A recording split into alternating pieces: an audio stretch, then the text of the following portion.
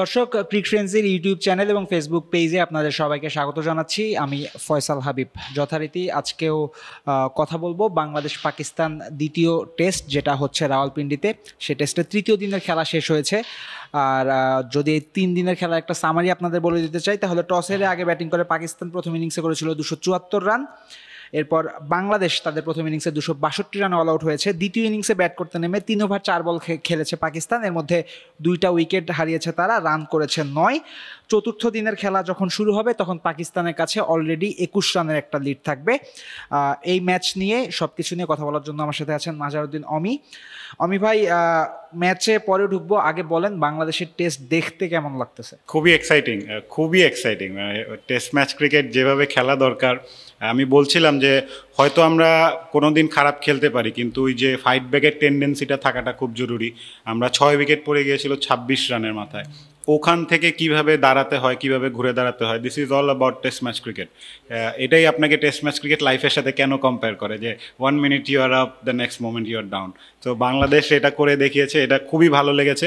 এখন হার জিত অন্য ব্যাপার, যে টিম ভালো খেলবে সেই দলই জিতবে, বাট সেই যে একটা ক্ষুধা থাকে, আমাদের মনে হচ্ছে যে বাংলাদেশ টিম ওটা রয়েছে। প্রথম দিনের যেদিন খেলা হলো ওই দিন আমরা দেখেছিলাম first session belong to Pakistan. লাঞ্চের সময় বাংলাদেশ, লাঞ্চের পরে বাংলাদেশ ব্যাক করেছিল ম্যাচে। আজকেও আমরা তাই দেখলাম, প্রথম সেশনটা বাংলাদেশ একেবারে ভুলেই যেতে চাইবে, কিন্তু সেকেন্ড সেশনটা এত ভালো গেছে যে বাংলাদেশের ক্রিকেটে এই সেকেন্ড সেশনটা লিটন দাস এবং মেহেদী হাসান মিরাজের এই জুটিটা সবসময় মনে রাখতে চাইবে। ফার্স্ট সেশনে যদি আসি, বাংলাদেশ 26 রানের মধ্যে 6টা উইকেট হারালো। ব্যাটাররা যেভাবে আউট হলেন, এটা কেন হলো? মানে প্রথম সেশনে কি উইকেটে বোলারদের জন্য খুব বেশি কিছু ছিল, নাকি ব্যাটাররা একটু ভুল টুল করেছিল? মনে হয় যে ওই ব্যাট ডের একটা পড়ে গিয়েছিল। এক্সেপশনাল যে পিচের থেকে কিছু পেয়েছে বোলাররা তা বলবো না। ইনফ্যাক্ট ফার্স্ট টেস্টেও কিন্তু তাদের এই প্লয় ছিল যে লেফট হ্যান্ডারদের এগেনস্টে একটা অ্যাঙ্গেল ক্রিয়েট করে বল ভিতরে ঢুকানোর, বাট ওই ম্যাচটাতে আমরা ওইটা নেগোশিয়েট ভালো করেছি। আজকে আমাদের অ্যাপার্ট ফ্রম মুশফিকুর রহিমের ডিসমিসেলটা, প্রত্যেকটা ডিসমিসেল আমার মনে হচ্ছে যে হয়তো ব্যাটাররা অ্যাডজাস্ট করলেও করতে পারতেন। স্পেশালি মমিনুলের আউটটা খুবই সফট লেগেছে আমার কাছে। শান্তরটা এটা কিন্তু তার এখন একটু লম্বা একটা সমস্যা হয়ে গিয়েছে, যে ইনকামিং ডেলিভারি তার হেড পজিশন ঠিক থাকছে না এবং ব্যাটে এবং প্যাটের মধ্যে একটা বড় গ্যাপ হয়ে যাচ্ছে, আর অ্যাক্রস দ্য লাইন খেলার একটা টেন্ডেন্সি তার দেখা যাচ্ছে। সো এইটা থেকে আমি মানে অ্যালার্মিং একটু, যে লেফটিদের এই উইকনেসটা অন্যান্য টিমও কিন্তু অবজার্ভ করছে। এই জায়গা থেকে বাংলাদেশ কত দ্রুত, আমাদের লেফটি যেহেতু সংখ্যা বেশি উপরের দিকে, আপনার টপ অর্ডারে 1-2টা উইকেট পড়তে পারে, একটা হতে পারে, বাট আপনি যখন 4টা 5টা 6টা উইকেট পড়ে যাবে, রেয়ারলি এরকম পার্টনারশিপ হয়। কিন্তু আমাদের আজকে লাক ভালো ছিল যে লিটন এবং মিরাজ ওই পার্টনারশিপটা করেছে, আদারওয়াইজ এই ইনিংস তো 100 যাওয়ার কথা ছিল না। আর আমরা নার্ভের একটা বিষয় বলি, যে সকাল সকাল যারা পিচের মধ্যে থাকে তাদেরও নার্ভ থাকে, যারা ড্রেসিং রুমে থাকে তাদেরও নার্ভ থাকে। বিশেষ করে আজকে সকালে যেটা হয়েছে, জাকির হাসান, তাকে দেখে মনে হয়েছে প্রতি বলে একবার করে জাকির আউট হচ্ছেন, বারবার আবেদন, বারবার বিট হচ্ছেন। এবং পরে দেখলাম এই যে 5টা 6টা উইকেট পড়ে গেল। ওই শুরুর প্যানিকটাই পরে ক্লিক করেছিল। প্যানিকে হয়তো একটা পড়তে পারে, বাট আমাদের তো এরকম না যে ব্যাটারের অভাব ছিল বা এক্সপিরিয়েন্সের অভাব ছিল। মুশফিক, সাকিবের মতো প্লেয়ারও তো লাইন আপে ছিল। একটা মানে ব্যাট প্যাচ গিয়েছে বাংলাদেশে, আর ওদের একটা ভেরি গুড স্পেলও গিয়েছে, কিন্তু মানে কিছু বুঝে ওঠার আগেই কিন্তু 6টা উইকেট পড়ে গিয়েছে। কি প্লেয়ারদের যদি একটু স্থির হওয়ার সুযোগ হতো, আমার মাঝে কেউ যদি ওই কামনেসটা দেখানোর চেষ্টা করতো বা একটু অ্যাডজাস্টমেন্ট করার ব্যাপার থাকতো, যে আসলে বোলারটা কী চাচ্ছে। খুররাম বেসিক্যালি তো ওয়াইড অফ দ্য ক্রিজ এসে বলটাকে অ্যাঙ্গেল করছিল। সো ওই ব্যাপারটা আর একটু অ্যাডজাস্ট করা, উইকেটের থেকে একটু আগে বেড়ে ক্রিজ থেকে একটু আগে দাঁড়ানো, একটু শোল্ডারটাকে বাঁকা করে খেলা, এগুলো তো বেসিক, এগুলো তো আর আমার বলার কিছু নেই, তারা খুব ভালো জানে। ওই অ্যাডজাস্টমেন্ট করার সময়টা হয়তো পায় নাই। আর এরকম ক্রিকেটে হয়, বাট সবচেয়ে বেস্ট পার্ট হচ্ছে যে এখান থেকেও যে বাংলাদেশ একটা বিলিভ রেখে বের হয়েছে, that was the best part. It happens in cricket, but thank god যে আমরা ওইটার থেকে ওভারকাম করতে পেরেছি। হ্যাঁ, ইনফ্যাক্ট ফার্স্ট ইনিংসে পাকিস্তান মাত্র 274 রান করার পরেও বাংলাদেশ ফলো অনে পড়বে কিনা এই ধরনের একটা চিন্তা করা হচ্ছিল, এবং পরবর্তীতে অনেক দূর পর্যন্ত গেছে Bangladesh. All credit goes to Liton Das এবং মেহেদী হাসান মিরাজের ওই জুটিটা। এবং যদি আমরা দুই সেশনের খেলার মধ্যে পার্থক্য দেখি, ফার্স্ট সেশনে 26 রানে যখন 6 উইকেট পড়ে গেল তখন স্বাভাবিকভাবেই লিটন আর মিরাজ চেয়েছেন এই সেশনটা যেভাবেই হোক আটকে দিতে, কিন্তু পরের সেশনে একেবারে অন্য একটা রূপ দেখা গেছে। 4.5 করে ওভার প্রতি রান নিয়েছে বাংলাদেশ পরের সেশনে। স্ট্র্যাটেজিটাতে কি কোনো পরিবর্তন করেছিল কিনা দল? একটা কাউন্টার অ্যাটাক ছিল বাংলাদেশের থেকে, যে আমরা বকডাউন হব না, আমরা শেলের ভিতর ঢুকে গেলে ওরা আরও আমাদের পেয়ে যাবে। সো খেয়াল করেছেন কিনা যে সেশন শুরু হওয়ার পর থেকেই কিন্তু প্রথম 5, 6, 7 ওভারে রান রেট 7ও ছিল এক সময়। They were playing the strokes, কারণ ওই প্রেশারটা রিলিজ করা দরকার ছিল, না হলে জেকে বসতো বাংলাদেশের উপরে। এটা একটা খুবই মানে ভালো একটা প্লয় ছিল বাংলাদেশ টিম ম্যানেজমেন্টের, এবং দুজন কিন্তু খুবই টেকনিক্যালি সাউন্ড ব্যাটারও। এমন না যে লাস্ট রেকগনাইজ প্লেয়ার হওয়া সত্ত্বেও যে লাইনের উপর গিয়ে খেলা, বল লিভ করা, short ball outside the off stump মানে খেলে দেয়া, এই সাহসটা কখন থাকে যখন আপনার বেসিক ভালো থাকে। নাহলে কিন্তু আপনি টেনশনে করবেন যে বল আবার মুভ করলো কিনা, বল ভিতরে ঢুকছে কিনা। আরেকটা ব্যাপার ছিল যে লেফটিদের জন্য ball going into the left hander, দুজন যখন রাইটই ছিল মানে বল গোয়িং আওয়ে। সো তারা ওই অ্যাডজাস্টমেন্টটা করেছে। আর আমাদের সিমারদের যেমন দুই দিকেই বল বের করার এবং ঢুকানোর একটা মানে এক্সপার্টিস আছে, ওদের কিন্তু ওটা আমার মনে হয় যে খুররামের খুব বেশি রাইট হ্যান্ডের এগেনস্টে বল ভিতরে ঢুকানোর মতো সেই প্রবণতাটা কম। এইটা একটা আমাদের অ্যাডভান্টেজ হয়েছে। এর জন্যই বলি না মাঝে মধ্যে যে রাইট লেফটই একটা ম্যাটার করে। হয়তো আজকের দিনে আমাদের এইটা সবচেয়ে প্লাস পয়েন্ট হয়ে দাঁড়িয়েছে যে দুজন রাইটই থাকার কারণে হয়তো ওই আপার হ্যান্ডটা ওরা নিতে পারেনি। আসলে আমার যতদূর মনে হয়েছে দুই দলের পেসারদের যদি আমি তুলনা করি, সুইংয়ের ব্যাপারে পাকিস্তানি পেসাররা অনেক পিছিয়ে থাকবে বাংলাদেশি পেসারদের কাছে। আমার মনে হয় সুইং বাংলাদেশি পেসাররা বেশি করাতে পেরেছে, কিন্তু পাকিস্তানি পেসাররা যেটা করেছে অ্যাঙ্গেলটা ইউজ করেছে, রাইট হ্যান্ডারের বেলা সেই অ্যাঙ্গেলটা তারা হয়তো বা পায়নি। এবং আরও একটা বিষয় যেটা গতকালকেও বলছিলাম যে যেহেতু উইকেট পেসারদের জন্য অনেক কিছু আছে এমন আমার মনে হয়নি। ফার্স্ট সেশন আলাদা হিসাব, সেক্ষেত্রে বল খানিকটা পুরাতন হয়ে গেলে কম পেসে হয়তো বা পাকিস্তানি পেসারদের খানিক ঝামেলা হতে পারে। আজকে কি সেটাই হলো কিনা যে বল যখন একটু পুরাতন হয়ে গেছে, বল যখন মুভ করা বন্ধ করে দিয়েছে, তখন বাংলাদেশি ব্যাটারদের খেলতে কোনো সমস্যাই হয়েছে বলে মনে হয়?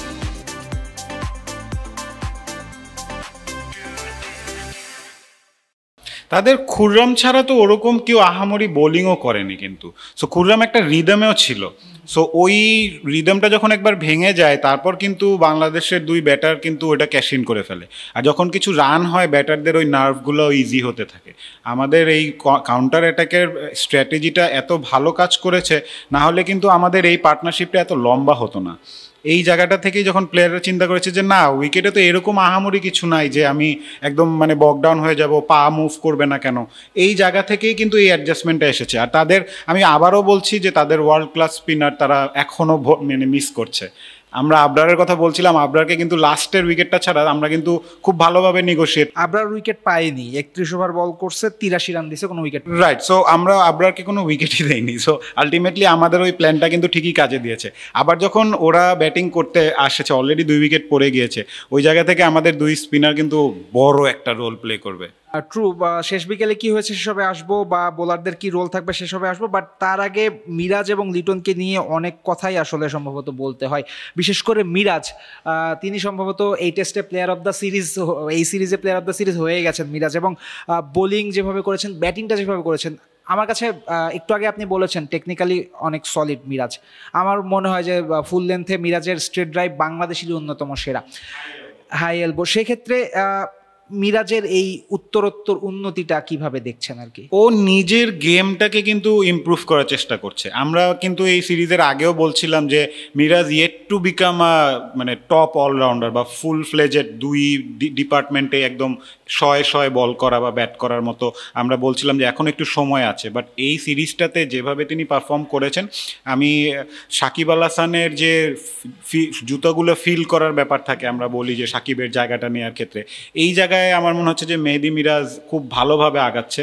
শুধু তার বোলিংয়ে কাজ করেনি, তার ব্যাটিংয়েও আমরা দেখছি যে তার ব্যাটিংয়ের কি ধারালো, তার টেকনিকটা বা টেম্পারামেন্টটা, প্রেশার অ্যাবজর্ভ করার যে ব্যাপারটা। আপনি অনেক ভালো ব্যাটার হতে পারবেন, অনেক টেকনিক ভালো হতে পারবেন, কিন্তু প্রেশার হ্যান্ডেল করতে না পারলে তো কিছু করা যাবে না।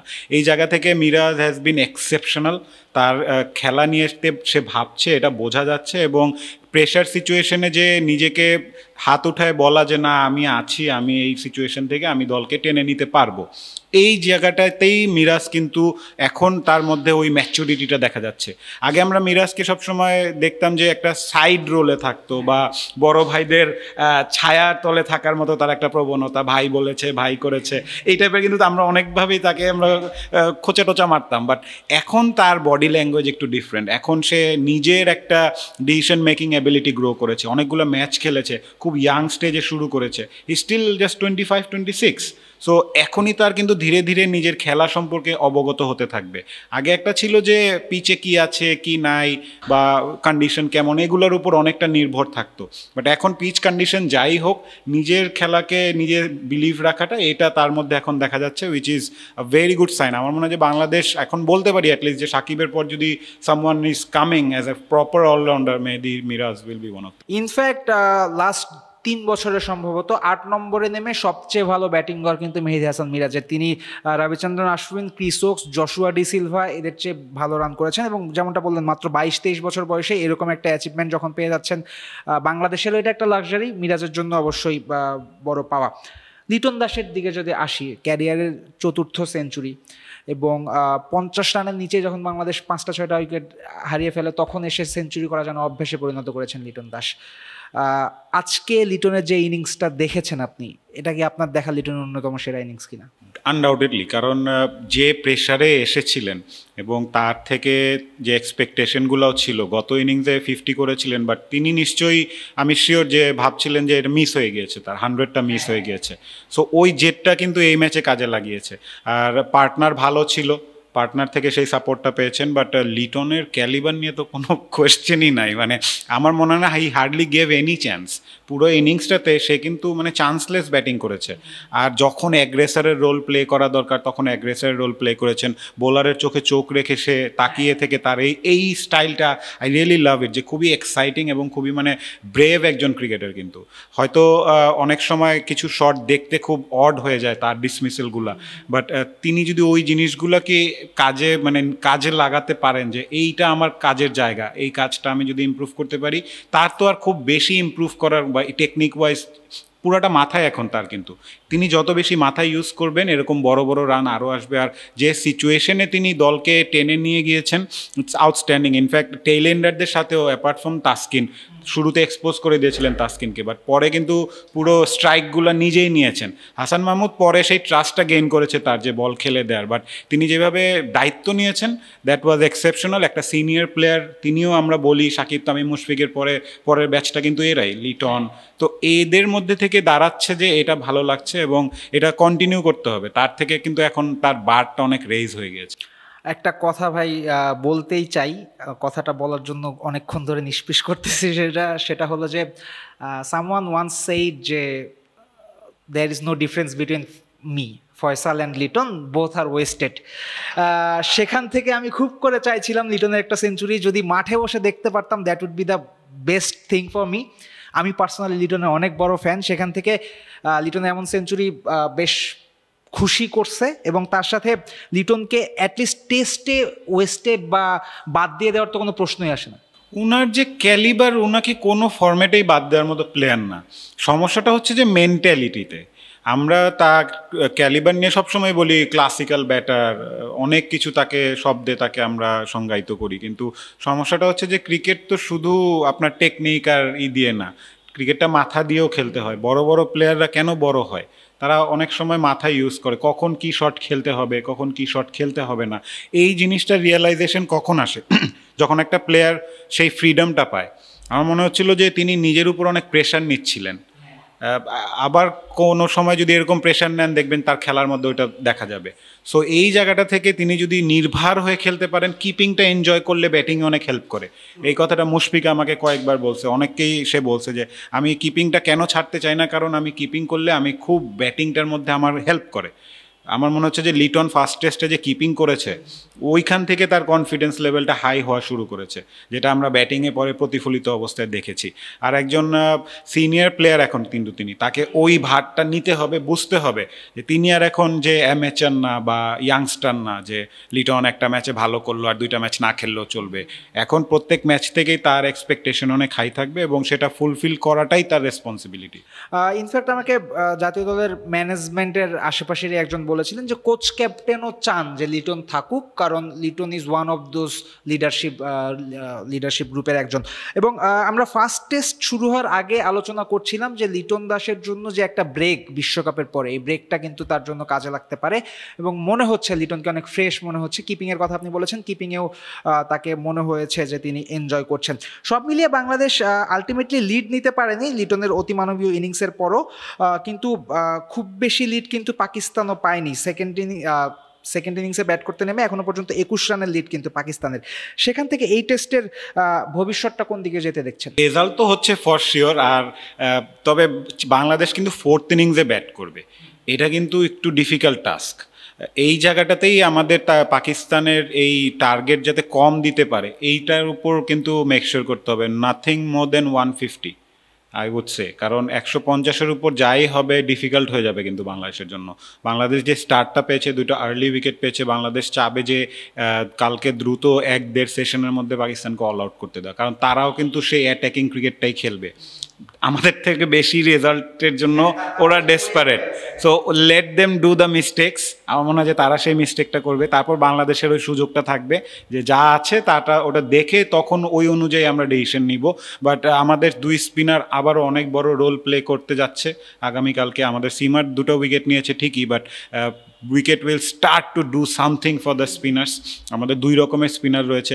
আমি চাবো যে কালকে দিনের শুরু থেকে যদি এক প্রান্ত থেকে স্পিনার একটা লাগাই দেওয়া যায় তাহলে কিন্তু তারা টেস্ট হতে থাকবে, তারপর বোঝা যাবে যে পিচে কি আছে, তখন আমরা কিন্তু একটা কিছু করতে পারবো। আর আজকের খেলাতেই আমি দেখেছি অল্প অল্প ধুলা ওড়া শুরু করেছে পিচে। যখন পিচ ড্রাই থাকবে তখন স্পিন ধরবে, এটা স্বাভাবিক। এবং আজকে যদি আপনি আবদুল্লাহ শফিকের উইকেটের কথা তখন আপনার সাথে বলছিলাম যে বাইরের একটা বল চেস করতে গিয়ে আউট হয়েছেন।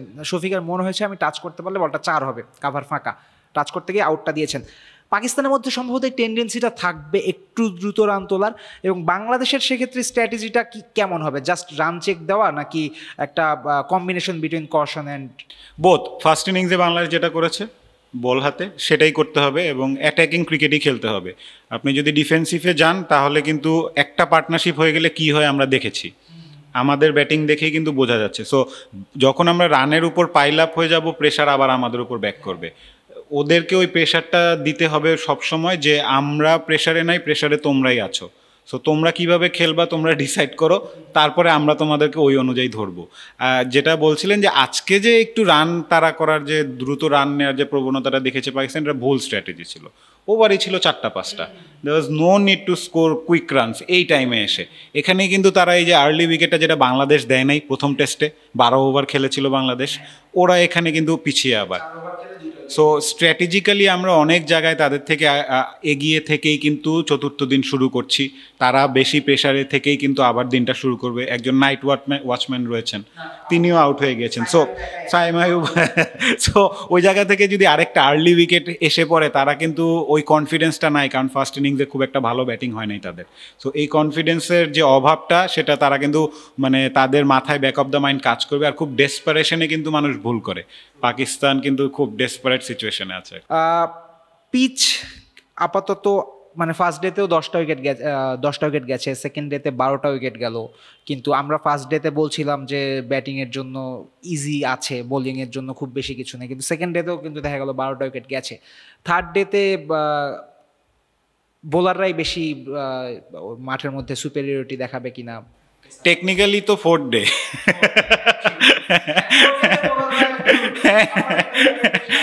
হ্যাঁ, বাট পিচ কিন্তু আমি এখনও বলবো পিচ খুবই ভালো পিচ। পিচ ওরকম আহামরি কিছুই কিন্তু না।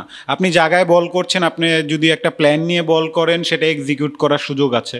আপনি যদি স্পিনও ধরানোর চেষ্টা করেন, আপনি একটা জায়গায় যদি টার্গেট করেন, কিছুটা পারচেস পাওয়া যাবে। বাট ব্যাটারদেরকে একটু কশাসলি এবং আরেকটু কনফিডেন্টলি খেলতে হবে। তাদের শট মেকিং এবিলিটিটা নিয়ে বেশি ভাবতে হবে, কারণ আপনি যদি সবসময় ভাবেন যে মানে আপনি দ্রুত রান করবেন, বাট আপনি ওই জায়গায় ম্যানুফ্যাকচার করতে যাবেন, টেস্ট ম্যাচে কিন্তু এই প্রেশারটা থাকে। একজন ফিল্ডিং টিমের ক্যাপ্টেনের ওই লাক্সারি থাকে যে 2টা বাউন্ডারি খাক, সমস্যা নাই, ওকে মারতে দে। যদি এই ট্র্যাপে পড়ে যায় তাহলে পাকিস্তান কিন্তু ডুববে, আর বাংলাদেশ চাবেই এটা। এখন বাংলাদেশ দেখবেন যে মাঠে তাদের বডি ল্যাঙ্গুয়েজ, হাসাহাসি করবে, মজা করবে, দে আর আন্ডার প্রেশার, অনেক কথা হবে কিন্তু হয়তো আমরা শুনবো না, কিন্তু এই গেমটা বাংলাদেশ খেলবে মাইন্ড গেমে। বাংলাদেশকে আমার মনে হয় যে এই জায়গাটায় পাকিস্তানকে সবসময় পাবেন না এইসব সিচুয়েশন। টেস্ট ম্যাচে তাদের দেশে গিয়ে 2-0 টেস্ট সিরিজ জেতার একটা chance. So let's play the mind game, তাদেরকে ওই প্রেশারে রাখেন। আমি জানি এই সিরিজে কোনো স্লেজিং হয় নাই বা এরকম বন্ধুত্বপূর্ণ একটাই হচ্ছে, but back of the mind কিন্তু পাকিস্তানও ডেসপারেট, এখন তাদের মাথা খারাপ থাকবে। আর বাংলাদেশ যদি একটু খোঁচাতে থাকে তাদের কিন্তু খবর আছে। হ্যাঁ, ইনফ্যাক্ট আজকে যখন দাঁড়িয়ে গেল লিটন আর মিরাজের জুটিটা, তখন শান মাসুদকে দেখা যাচ্ছিল যে মেজাজ হারাচ্ছেন। যখন হাসান মাহমুদ আর লিটন দাঁড়িয়ে গেছেন, তখন বাবর আজমকে দেখা গেছে মেজাজ হারাচ্ছেন। শান মাসুদ, বাবর আজম এরা রানও পাচ্ছেন না খুব বেশি। সেক্ষেত্রে স্লেজিংটা বাংলাদেশে আসলে একটা ভালো স্ট্র্যাটেজি হতে পারে। বাংলাদেশ স্লেজ করবে না, বাংলাদেশ মজা নেবে, বাংলাদেশ হাসাহাসি করবে, আশপাশ দিয়ে ঘুরবে, প্রেশার, অনেক প্রেশার। স্লেজিং একটু ডিফারেন্ট জিনিস, মানে আপনি স্লেজিং না করেও বিরক্ত করতে পারবেন। বাংলাদেশ ওই কাজটা করা উচিত আমার মনে হয়, যে তাদেরকে ওই সাইকোলজিক্যাল একটা মানে প্রেশার দেয়াটা। বাট ওই দিক থেকে পাকিস্তান কতটুকু নিতে পারবে, এটা they will be under tremendous pressure. আমি বলছি যে তারা এরকম সিচুয়েশনে মনে হয় না খুব কম পড়েছে যে বাংলাদেশের এগেনস্ট এরকম সিচুয়েশন। আর ক্যাপ্টেন শান মাসুদ কিন্তু অনেক বেশি প্রেশারে, কারণ তার ক্যাপ্টেন্সির আন্ডারে কিন্তু পাকিস্তান এখনও জিতেনি। ইনফ্যাক্ট উনি এই টেস্ট সিরিজের আগে বেশ একটা ইন্টারেস্টিং স্টেটমেন্ট দিয়েছিলেন যে নিজেদের মাটিতে কিভাবে খেলতে হবে এই স্ট্র্যাটেজিটা আমাদের খুঁজে বের করতে হবে। এটা খুবই অদ্ভুত একটা স্টেটমেন্ট লেগেছে আমার কাছে। থার্ড ডে শেষে 2টা টিমই pretty much even stevens, but ultimately যদি আপনাকে বলা হয় এই টেস্ট জয়ের ব্যাপারে প্র্যাকটিক্যালি কে এগিয়ে আছে? বাংলাদেশ আপার হ্যান্ডে আছে, কারণ এখন যে সিচুয়েশন, লিড খুব একটা বড় পায় নাই পাকিস্তান, তারপরে নেমেই 2টা উইকেট হারিয়ে গিয়েছে। এখন কিন্তু তাদের বলে মানে কোর্টে বল, এখন তাদেরকেই নেক্সট মুভটা নিতে হবে। বাংলাদেশ তাদের বেসিক ঠিক রাখবে, তাদেরকে তাড়াতাড়ি আউট করা শেষ করবে, কিন্তু পাকিস্তান কি করবে এটা কিন্তু ম্যাচের মোড় দেখা যাবে। পাকিস্তান কালকে যদি চিন্তা করে যে কালকে আমরা সারাদিন ব্যাট করব, যদি তারা করে ফেলে তখন কিন্তু আবার বাংলাদেশ প্রেশারে চলে আসবে। সো কালকের মধ্যে 1-1-2 সেশনের মধ্যে যদি পাকিস্তানকে অল আউট করা যায় তাহলে বাংলাদেশের খুব ভালো চান্স থাকবে টেস্ট ম্যাচ জেতার। কালকে যদি বাই চান্স পাকিস্তান সারাদিন খেলে ফেলে আমরা কিন্তু প্রেশারে পড়ে যাব। প্র্যাকটিক্যালি পিচের কথা মাথায় রেখে এবং বাংলাদেশ এই সিরিজে যেভাবে ব্যাটিং করেছে সব কিছু মাথায় রেখে what's the highest Bangladesh can chase আপনার মনে হয়? আমি তো চাবো 150-র বেশি না, আমি এটাই চাবো, কারণ 4th ইনিংসে ব্যাট করা ইজি না। আমরা 2 ইনিংসের 2 দলেরই ব্যাটিং দেখেছি, ব্যাটিং ইজ নট ইজি। এমন না যে পিচ থেকে অনেক বেশি অ্যাসিস্ট্যান্ট হচ্ছে, বাট মানে একটা প্ল্যান নিয়ে বোলাররা বল করছে 2 দলেরই। এটা হচ্ছে গিয়ে মানে কোয়ালিটি ক্রিকেট যে হচ্ছে এটার প্রমাণ। শুধু পিচের কথা বলে লাভ নাই, কোয়ালিটি ক্রিকেট হচ্ছে। আপনার পাকিস্তানের বোলারদেরকেও ক্রেডিট দিতে হবে, বাংলাদেশের বোলারদেরকেও ক্রেডিট দিতে হবে, আবার লিটন মিরাজের পার্টনারশিপটাকেও ক্রেডিট দিতে হবে। আপনি ভালো ক্রিকেট খেললে এখান থেকে রেজাল্ট বের করা সম্ভব। সো সব মিলিয়ে পাকিস্তানকে যদি আমরা 200-র নিচে মোটামুটি অল আউট করতে পারি তাহলে আমাদের ম্যাচ জেতার সম্ভাবনা থাকবে। 200-র নিচে হলে হবে কি, অ্যারাউন্ড টার্গেটটা 200-এর মতো হবে। 200টা আবার মানে একটু হলেও কিন্তু একটু ট্রিকি, বাট যখন ওয়ান্স ইটস আন্ডার 150 তখন কিন্তু আপনি মানসিকভাবে একটা ফুরফুরা মেজাজে গিয়ে কিন্তু ভাববেন যে না, গেম তো আমাদের হাতে আছে। দর্শক, অমি ভাই কিন্তু বেশ সাহসী একটা স্টেটমেন্ট দিয়ে দিয়েছে যে 150 থেকে 160, 70, 80-র মধ্যে পাকিস্তানকে অল আউট করতে হবে, তাহলে আমাদের ম্যাচ জেতার সম্ভাবনা থাকবে। আপনার স্টেটমেন্টের এগেনস্টে আমি প্রশ্ন করতে চাইছিলাম যে আসলে কি সম্ভব কিনা, পরে চিন্তা করলাম অলরেডি 2বার অল আউট করা হয়েছে পাকিস্তানকে। এক্স্যাক্টলি, এনিথিং ইজ পসিবল, এবং এই টেস্টে বাংলাদেশের জন্য আসলে এনিথিং ইজ পসিবল হচ্ছে। ব্যাটিং বোলিং সবই ভালো হচ্ছে। এখন শুধু এই টেস্টের 4র্থ দিন যেটা খাতা কলমে, ওই দিনটা যদি বাংলাদেশ ভালো করতে পারে তাহলে হোয়াইট ওয়াশ করার ব্যাপারে কিন্তু আরো এক ধাপ এগিয়ে যাবে টাইগাররা। আমি ভাই হোয়াইট ওয়াশ বুঝছি, আমি ওয়ান এট এ টাইম, কালকের দিনটা আমাদের হোক, তাহলে পুরো সিরিজ আমাদের হয়ে যাবে। এক্স্যাক্টলি, এইটাই আমাদের আজকে থাম্বনেইল, যে চতুর্থ দিনটা আমাদের হোক, তাহলে পুরো সিরিজই আমাদের হয়ে যাবে। আশা করব চতুর্থ দিনটা বাংলাদেশ যে ধারাবাহিকতাটা দেখিয়েছে এই টেস্টের তৃতীয় দিনে, যেভাবে খাদের কিনারা থেকে লিটন আর মিরাজ ব্যাক করিয়েছেন দলকে, এরপরে যেভাবে হাসান মাহমুদ দ্রুত 2টা উইকেট নিয়ে নিয়েছেন, মোমেন্টাম ইজ উইথ আস। এখন এই মোমেন্টামটা কাজে লাগিয়ে এই টেস্টের চতুর্থ দিন যদি পাকিস্তানকে অল্পতে বেঁধে ফেলা যায়, তাহলে বাংলাদেশের কিন্তু ম্যাচটা জিতে যাওয়ার একটা ভালো সম্ভাবনা আছে। এই মুহূর্তে দুই দল মোটামুটি একই সমান আছে, কিন্তু অমি ভাইয়ের সাথে সুর মিলিয়ে আমিও বলতে চাই বাংলাদেশই সম্ভবত ড্রাইভিং সিটে আছে, পাকিস্তান হেল্পারই করতেছে আপাতত। দর্শক সবাই ভালো থাকবেন, সুস্থ থাকবেন। খেলার চতুর্থ দিন শেষে আবার আপনাদের সাথে যুক্ত হব। তো আর ক্রিকেটের সব শেষ খবর জানতে ক্রিক ফ্রেন্ডসের সাথে থাকবেন।